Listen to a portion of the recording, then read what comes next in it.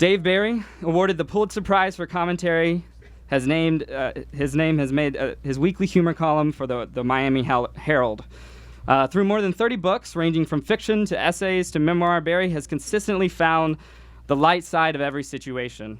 Now he delves into the history and landscape of Florida. How many Floridians do we have here tonight? Yeah.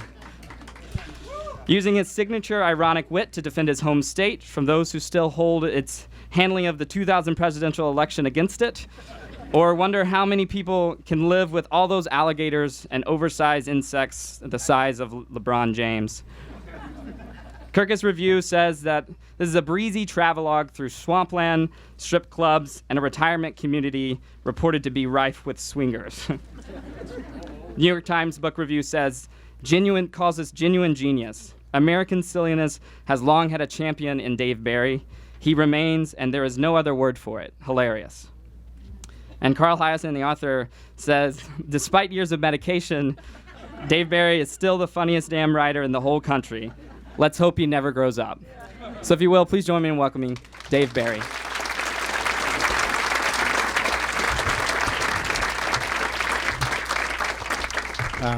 Thank you all for coming. This has been a weird day.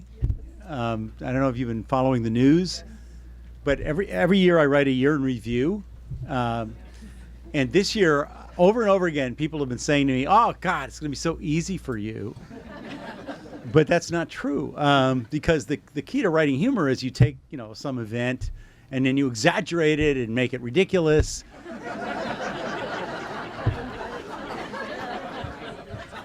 And you can't do that this year. I mean, they're so far ahead of us. But anyway, I just want to say, and we'll get into this later. I want to discuss this later. That nobody, I don't think, would have predicted that the October surprise would be Anthony Weiner. But anyway, I'm going to start with my book. I live in Miami. I moved there in 1986 from the United States, and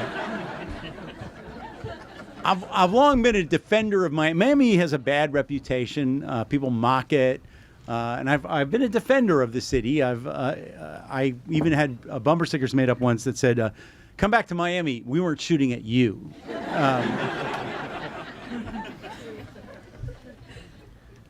And for a long time, it was really just Miami that I was defending, and Miami needed defending. A lot of weird things happened in Miami. I could basically spend the next 2 hours telling you things that have happened in Miami that would be difficult to believe.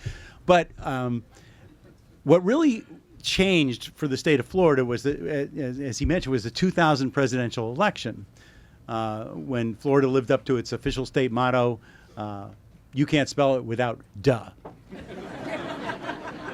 And I'm sure you all remember. You don't remember it as vividly as we do down in Florida, but that hideous long night where nobody knew who we'd voted for. All the other states were able to figure that out, and Florida couldn't. And at the beginning of the night, they called it for Gore, then they called it for Bush, then they called it for Gore again.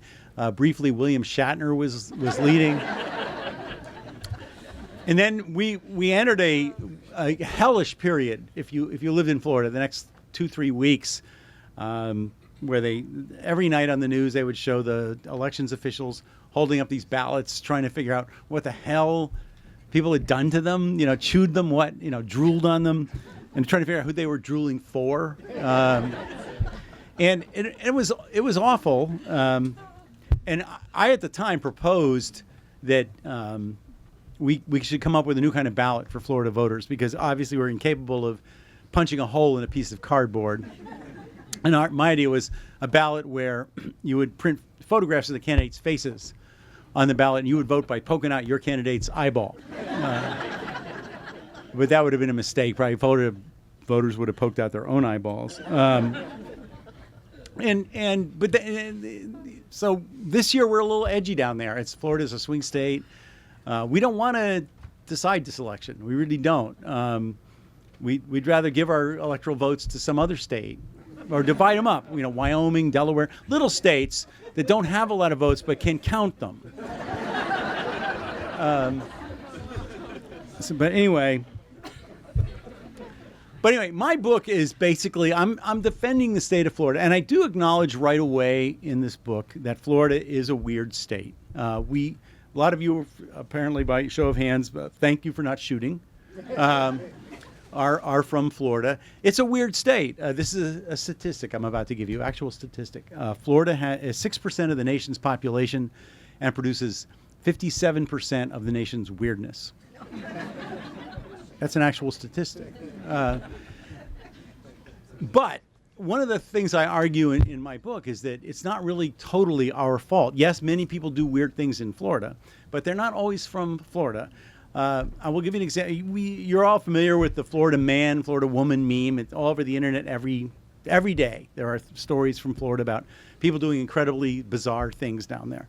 And one of my favorite examples, and one that got a lot of publicity when it happened, and you may recall it, involved a woman. She was driving south on the Overseas Highway, which connects the mainland to Key West. Beautiful road. She was southbound on the Overseas Highway, and she was, according to the police report later filed on this incident, going to see her boyfriend in Key West. And she was very eager to see him, and she wanted to look good for him. So she decided to shave her bikini region. Now, some people would have pulled over to the side of the road.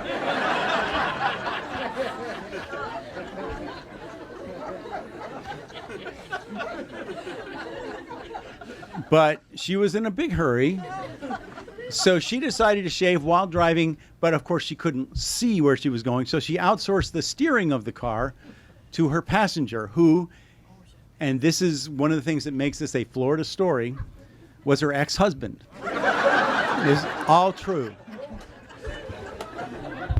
So, according to the Florida State Highway Patrol report filed on this incident, they were going south at about 45 miles an hour. She was shaving, but not looking, obviously. He was steering.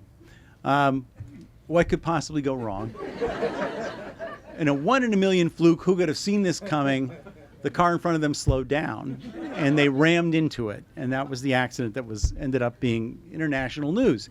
And everybody thought it was hilarious.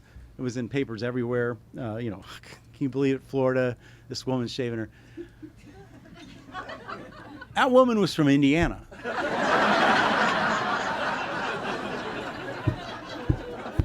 She was shaving her Hoosier, okay? In case you always wondered what that word meant. But Florida got the blame, Florida. But my point is, yes, a lot of weird things happen, but it's not really always our fault. We are like the Ellis Island for weirdness. Like, instead of the tired and poor, we get the stupid and weird. But it's from your state often that those people come.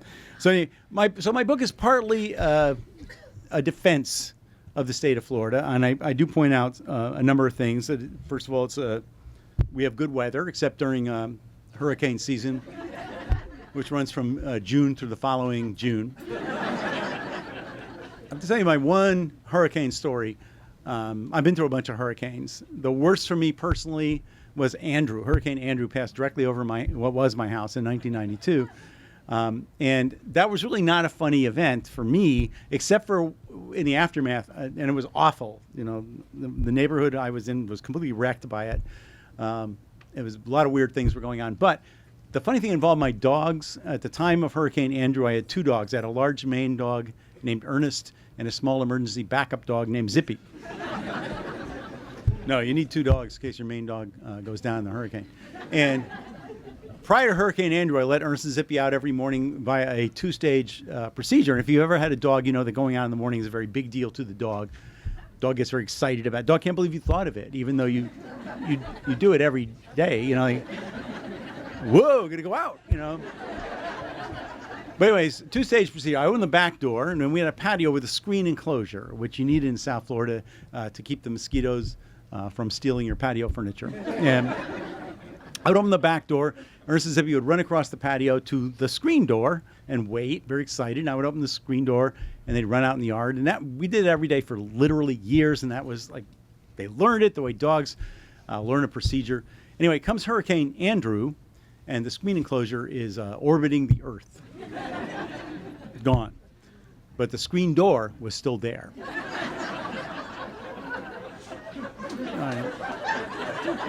So some of you are dog owners, you know, just a door with nothing around it but yard. It was about a 2-week learning curve. There was time, and literally, this is true, I'd open the back door and they would run to the screen door and wait.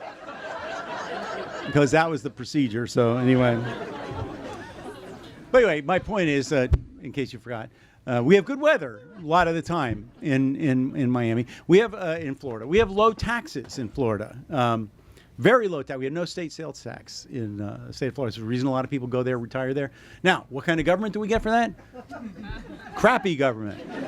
Corrupt, incompetent government. But so do you. And you pay a lot more. Okay? So anyway, so part of the book is a defense of the state of Florida. But most of the book is really a travelogue about the state. I went around. I called and emailed a bunch of people I know, mostly journalists who've lived in the state a long time, and said, you know, what's an interesting place that's really kind of a Florida place? And I got a list, and I went to as many of them as I could, and I wrote about them, and that's really what much of the book is. I went to a place called Weeki Wachee. Has anybody here ever? Okay, Weeki Wachee. It's currently owned by the state of Florida. We actually employ mermaids now, which actually is better use of our tax dollars than lieutenant governor, if you ask me. But Weeki Wachee it was started in 1947. It's a spring. It's a natural spring, and this guy had this idea. He was a famous swimmer who could hold his breath for 8 minutes underwater, and he did all these tricks underwater, like he would eat an apple underwater and drink beverage underwater, which is, like, if you think about it, after a few minutes, you get hungry and thirsty down there, you know.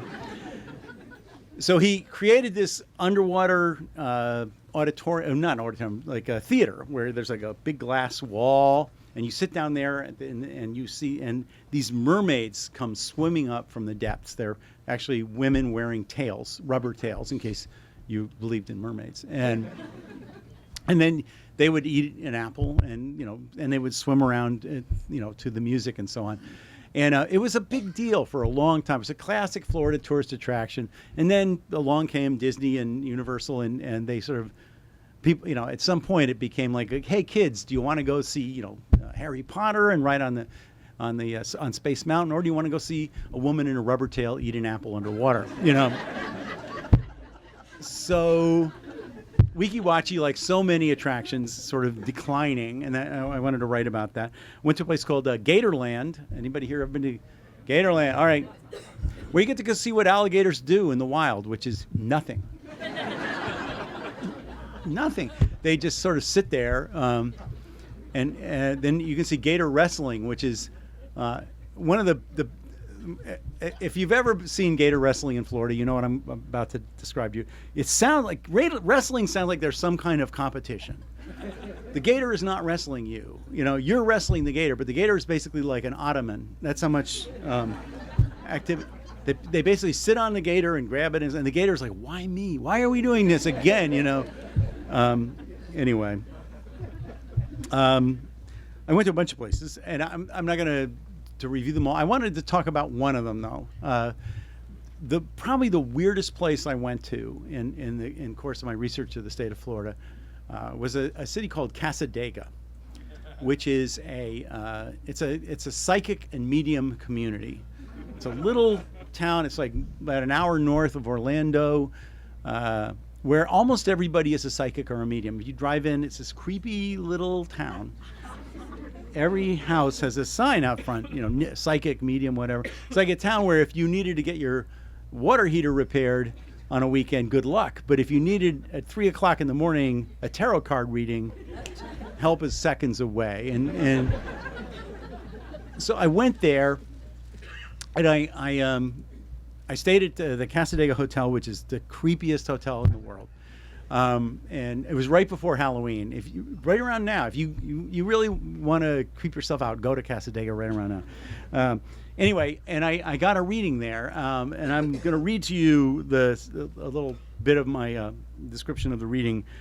When you get there, there's like a spiritual center, and they have this whiteboard with all these names of all the psychics and mediums up there and all their phone numbers, and the sign says, use your intuition to pick the one you want. So this is where that starts. Using my intuition, I start at the top of the list.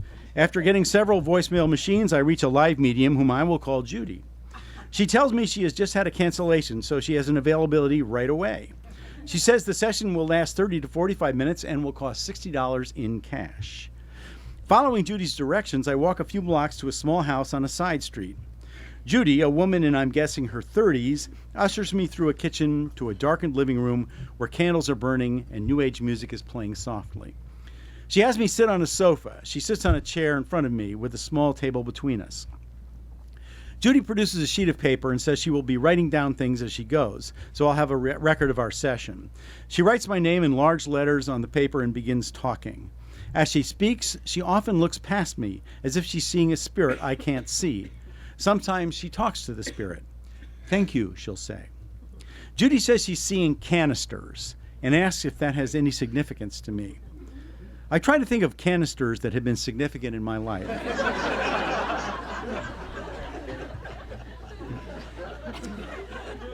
But nothing comes to mind. To be honest, I can go for months without thinking of canisters. Judy says it might have something to do with oil or an auto shop, and that placement is important. She goes on for a while talking about the placement of the canisters, but it's not ringing any bells.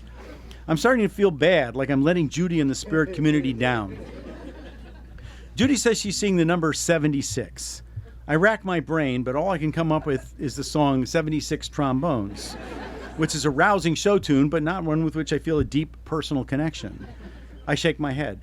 Judy says she's picking up something about bowling balls and brings up placement again. I shake my head again. I'm not a bowler. I am totally failing at this. Judy asks me if I have trouble eating. I wish, I say. This is turning into a nightmare. Judy says she's getting something about a woman who maybe has something to do with race cars. I shake my head again. My wife happens to be a woman, and she is a fast driver, but not of race cars. She's an SUV woman. I'm beginning to think the dead people Judy's talking to have me confused with somebody else. Then Judy says she's getting something about turkey. The bird or the country, I ask. The bird, she says. I like turkey, I say. Judy seems pleased. I feel relieved. Finally, we're getting somewhere. Judy says she's getting something about music. I tell her I'm in a band. This is true. I'm in an author rock band called the Rock Bottom Remainders. We are not good at music, but we do attempt to play it. Judy asks about the name Ron. I tell her my wife's cousin's husband is named Ron. We are on a roll now. We are 3 for 3. Then Judy brings up my parents. Have they transitioned, she says. Have they what? I say.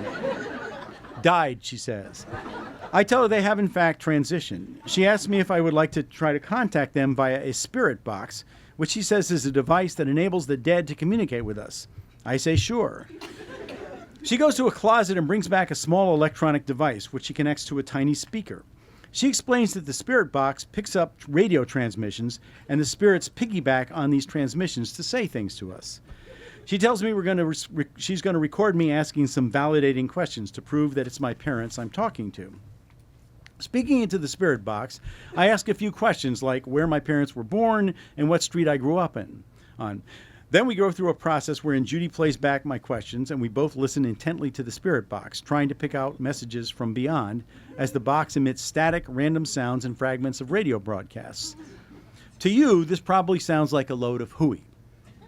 But I can state for a fact that as a person who witnessed it firsthand, that you are absolutely correct. It is a large, steaming, fragrant pile of hooey. I have a hard time keeping a straight face. Judy would say, "Did you hear that?" And I'd say, "What?" And she'd say, "It sounded like, 'Love you, listen.'" Then she'd play a staticky random sound that could have been love you, but also could have been trampoline. Fester, dirigible, Neil Sedaka, Montpelier, or pretty much anything else. And I'd go, huh. We do that for a while. Judy hearing my parents telling me that they're happy being dead and they love me. Me hearing static. Finally, mercifully, our session ends. I pay Judy and leave with a piece of paper on which she has written notes about canisters, placement, etc. As I walk away, I find myself thinking about my parents. They both had excellent senses of humor, and they would have been immensely entertained by the Spirit Box. So I guess in a way, Judy did connect me with them. It was totally worth $60. Anyway, so that's a little about the book. It's a little bit defense of Florida, a lot of travelogue about the state of Florida. But I feel that because I'm in Washington, D.C., which is the nation's capital, I need to discuss a little bit about the presidential election, if that's okay with you. And we face a choice this year. Ointment or suppository?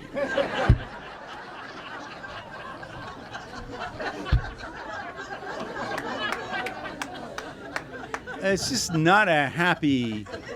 I don't get a lot of enthusiasm as I travel around the country about this election. So I'm here to bring you a positive message, and I will share it with you, and then I will pause for your spontaneous applause. I am also running for president of the United States. Thank you. No, really, I have bumper stickers, which is kind of the basic fundamental. This one says, I have 3 different kinds. This one says, Dave Barry for president, it's time we demanded less. This one says, Dave Barry for president, your political beliefs here. And this one says, Dave Barry for president, yes, of the United States. And I'm not, you know, I feel I should tell you where I stand on the issues. And I want to just preface this by saying I'm not one of these wishy-washy, take a poll before you say anything, hold a finger to the wind politicians. I speak from the heart. I lay it on the line, and if I offend you, I'm sorry. But I agree with you.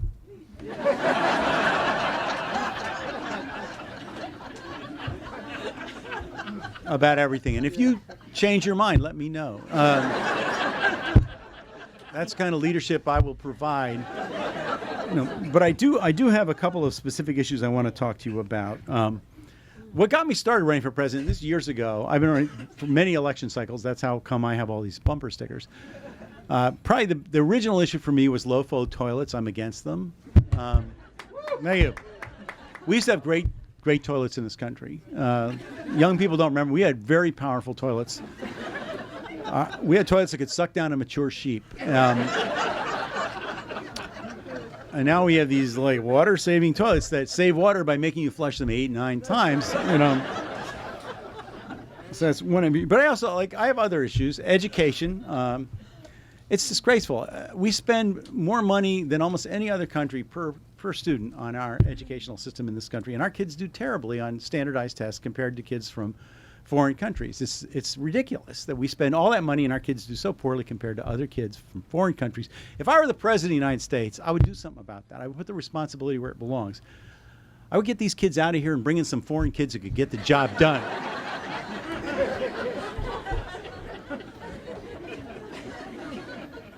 How would I pay for the educational system? I'm a parent. I have 2 kids. Both went through public schools in Miami.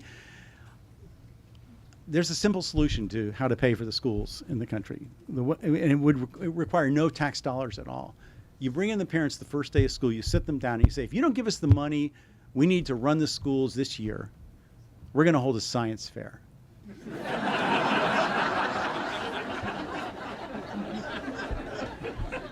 They'll get the money. They'll sell crack if they have to. The first thing you learn as a parent is your child doesn't do the science fair project. You do the science fair project. I learned that when my daughter was in 3rd grade and competing children were coming in with working cold fusion reactors. But my big issue as president would be health care. There's been a lot of talk just lately about Obamacare and its failures and its problems. Here's what I think. We've got our priorities all wrong. If I were the President of the United States, I would make the highest priority of the medical system in this country to come up with a way to get to the prostate gland other than the way they're getting to it now.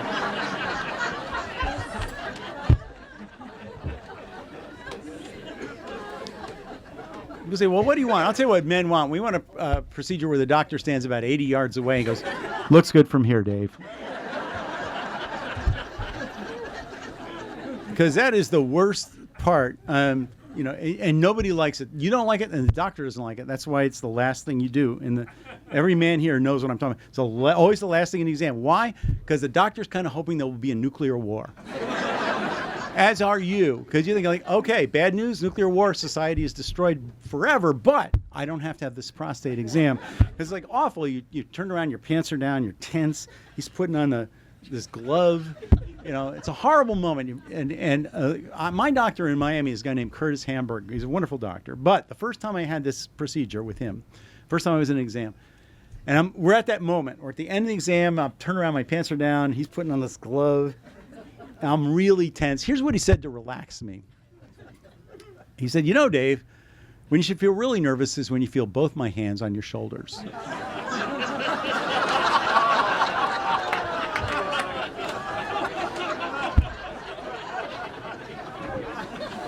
That is not my joke.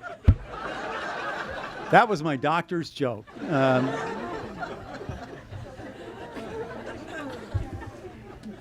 Although I know that men have nothing to complain about regarding invasive medical procedures when you consider what women routinely have to undergo. I acknowledge that. I have seen childbirth at close range a couple of times. You would never get me to do that. It's like, I don't know, back me up on this. I think women have more modesty and dignity than men, just inherently. And when women are in the throes of childbirth, they're exhausted, they're in pain, contractions, whatever. They're vulnerable. They take these women and put them in a position that could not have been thought of by a woman, where nothing is left to your imagination. When they have this poor vulnerable woman in that position, they bring in people from all over the hospital to take a gander. And they go, hey, what do you think, Bob?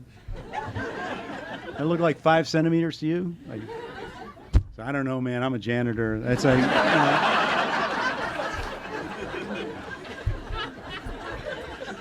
Although I did have, I've had a fairly invasive medical procedure. I've had a colonoscopy. I've had 2 colonoscopies, in fact. And the first time I had one, I wrote a column about it, and it went viral. And I still have people talk to me about it. I have had more conversations with complete strangers about their colons than really is right. But I learned from that experience that a lot of people don't get colonoscopies when they should. And I'm willing to bet that there are people in this room right now who've been told you're supposed to get a colonoscopy and you didn't get one. I didn't when I was supposed to. And I'm sure the reason you didn't is the same reason I didn't. You're afraid that they're going to take a tube and stick it 17,000 feet up your butt. And they are. In fact, the big danger of the procedure is that the tube will exit you and enter another patient, But the reason you should get one is they give you drugs. They give you excellent drugs. Like when it's over, you go, let's do that again. And the only bad part, and I don't want to be too explicit here, but okay, all right. To get a colonoscopy, they have to clean you out. So the day before, you take a nuclear laxative, so powerful that your bowels travel into the future. And you expel food you have not even eaten yet.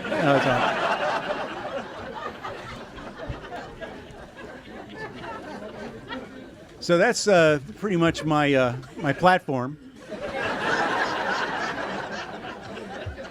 And what I would like to do now, do we have time? We have time for questions. I don't even know who's in charge. All right, let's. Yeah, we can start lining up for questions at the. Wow, you have a microphone. Yeah. Yeah. Yeah. So do you have a question? Oh no, sorry. All right. I'm just. Mr. Big Shot, I'm trying to help you out. Okay. Get started. Why don't you ask me the capital of Vermont, because I know that one. What's the capital of Vermont? Montpelier. Okay. Oh wait, right here. I have a question. Yeah. I saw you in Georgetown about 20 years ago with the Rock Bottom Remainders. See, the reason the microphone is there is for you to talk into it. Thank or you. Unless you view it as like a companion that you should. Yeah. No. I saw you in Georgetown about 20 years ago with the Rock Bottom Remainders with Stephen King. I'm sorry. Yeah. James McBride, Mitch Albom. It was out of body experience. When will you be doing a reunion tour? Did you all hear that? Yeah. Okay. Well, I don't know. To be honest, the Remainders were not a very organized band. We tried to stop several years, but we're like everything else. We can't start together. We can't end together. We're a very terrible band. We play. Roy Blunt Jr. describes as hard listening music as our genre. But we can't even break up as a band effectively, so we still sort of sometimes play. And I describe our method as I call it the rumor method of music, which is we're all playing, holding instruments, playing something, and then a rumor goes around that there's been a chord change,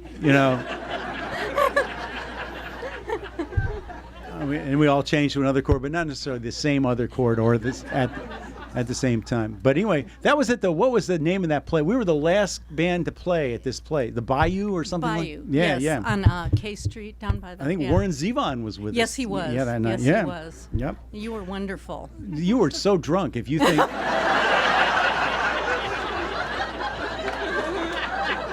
We were not wonderful. Yeah. Yeah.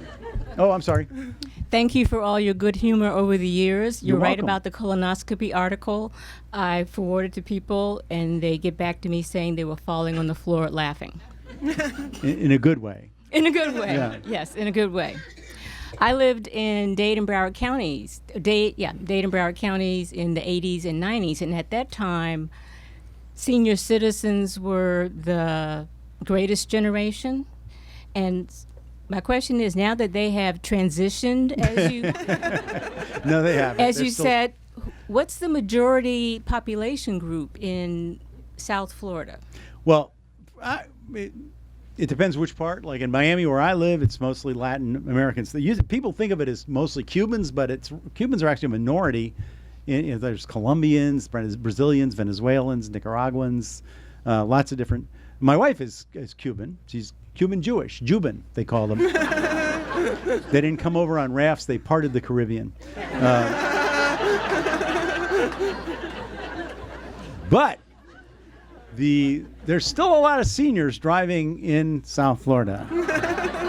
And there's a lot of, there's the people driving by, I call it the seeing eye wife system, which is a couple. I'm not kidding. You're going to think I'm just a big joke. This is not a joke. The couple, they drive together. The man drives. Why? Because the man drives. Okay. Ever since they got their, Packard in 1943, he's been driving, but he can no longer see. So his wife is doing the seeing for him, and I've ridden in cars like, it's a yellow arrow, but no, not right, left.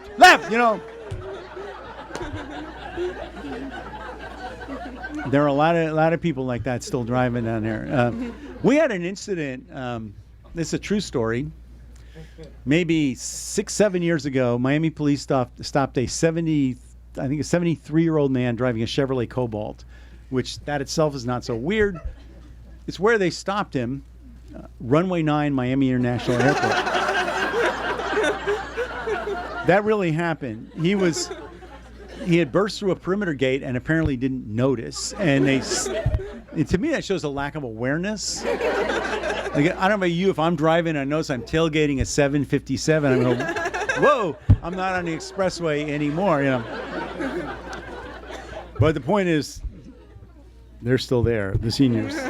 Thank Anyway, you. You're welcome. Yeah. Will you be on the ballot in Florida?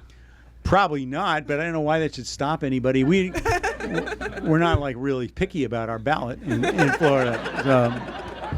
No, I actually voted yesterday, and I didn't see myself on the ballot. Oh. So yeah, tragically. Excuse me, I have a question. Oh, I'm sorry. Yes, hi. A few years ago, we saw you at a lunchtime thing for the potato industry, the Potato Expo. And I think Oh, that yeah, was in in Orlando. Orlando. Was it Orlando? And you told a story about you had mocked a let's see, what was it? A site up in Minnesota. Oh, yeah. Yeah, North Dakota. North Dakota, Sturgeon Bay. No. No? Grand Okay. Forks. Grand Forks, East Grand Forks. I could just And tell a story. It'd be easier. It's a Or we could do it this way. It's a wonderful story. But I was sitting with all these potato people at lunch watching you, and they said, oh, he came and he did this and he did this. And I wonder if you might just give a little tidbit of that. Yeah, of no, that story. I got into a situation with the state of North Dakota. You're familiar with it. It's a state. It's an actual state. And they're doing well now in North Dakota. Through the energy boom and fracking and everything. But maybe 10, 15 years ago, they weren't doing so well. And I wrote a column mocking them because they had this conference of business and tourism people and government people trying to figure out how to get people to come to North Dakota because nobody wanted to go to North Dakota. And one of the things they talked about was changing the name of the state. And seriously, and that's what caught my eye. It was it's never been done. They're going to change the state from North Dakota to Dakota. This would be like Hawaii, Like if it was called North Hawaii, you would never go, right? It's because the North isn't there. So anyway, I wrote a column making fun of North Dakota is the bottom line. And if you don't learn anything else from me tonight, and believe me, you won't, do not make fun of North Dakota. Because what happened, first of all, I got an angry letter from everybody in the state, which is nearly 115 letters. And then the really fiendish part of the North Dakota revenge scheme is they invited me up there in January and dedicated a sewage lifting station in my honor.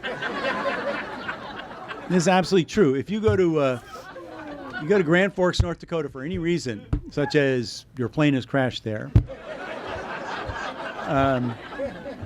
there is a brick building, and on it, in foot-high letters, and I say in all modesty, it's a little bit of a tourist attraction, foot-high letters on the side of this building says, Dave Barry Lift Station number 16. And inside is the equipment that lifts the sewage.